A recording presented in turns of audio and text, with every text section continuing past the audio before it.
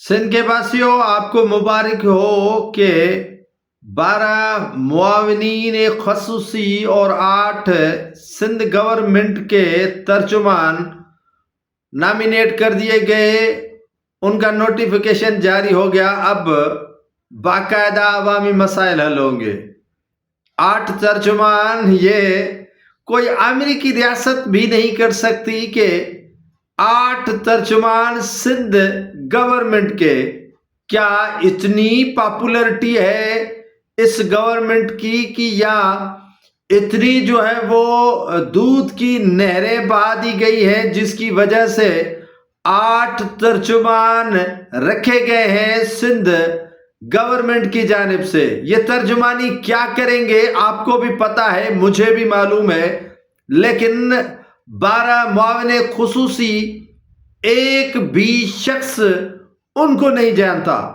سندھ کا کوئی فرد بتا دے کہ میں ان 12 معاون خصوصی جو تعینات کیے گئے ہیں ان کو جانتا ہوں۔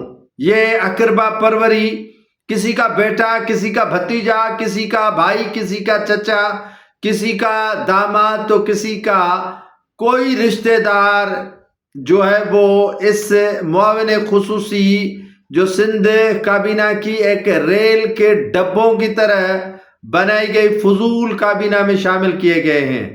سبھی وہ افراد شامل کیے گئے ہیں جن کا عوام سے دور دور تک تعلق نہیں ہے۔ ایم پی ایس بن گئے، انہیں معاون خصوصی بنانے کی کیا ضرورت تھی؟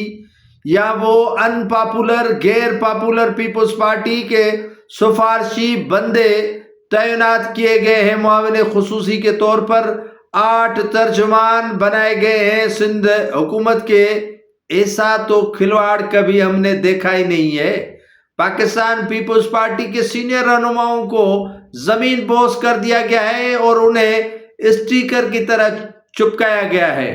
وزیر اعلیٰ سندھ مراد علی شاہ جو ہمیشہ کوشش کرتے ہیں کہ جو سینئر رہنما ہیں انہیں دھکیل کر گراؤنڈ سے، میدان سے باہر کیا جائے، اور وہ کامیاب بھی ہوتے رہے ہیں۔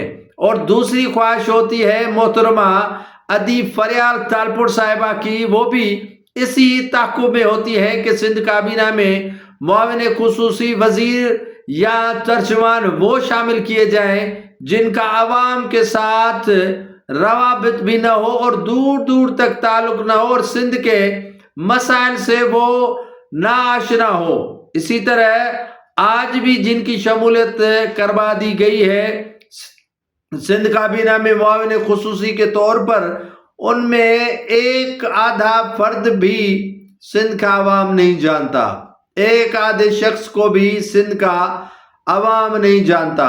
ایم فضل علی شاہ جیلانی کے بیٹے کو دیکھ کر ہیر سوہو تک، ہیر سوہو سے لے کر سلمان مراد کے بھائی تک، سلمان مراد کے بھائی سے لے کر جو ہے وہ نبیل گبول کے بیٹے تک، نبیل گبول کے بیٹے سے لے کر جتنے بھی سفارشی افراد شامل کیے گئے ہیں ان کا سندھ کے عوام سے تو تعلق نہیں ہے، لیکن وفاداریاں جو ہیں وہ ہو سکتا ہے کہ پیپلز پارٹی کی جو موجودہ قیادت ہے ان سے ہوں، اور سفارشات ان کی بڑی بڑی لمبی کی گئی ہوں، جس کی وجہ سے آج سندھ کابینہ میں ایک بار پھر توسیع کر دی گئی اور نکم افراد کی جو ٹرین کہہ لیں وہ بھر کر ایوان صدر اور زرداری ہاؤس تک پہنچا دی گئی ہے۔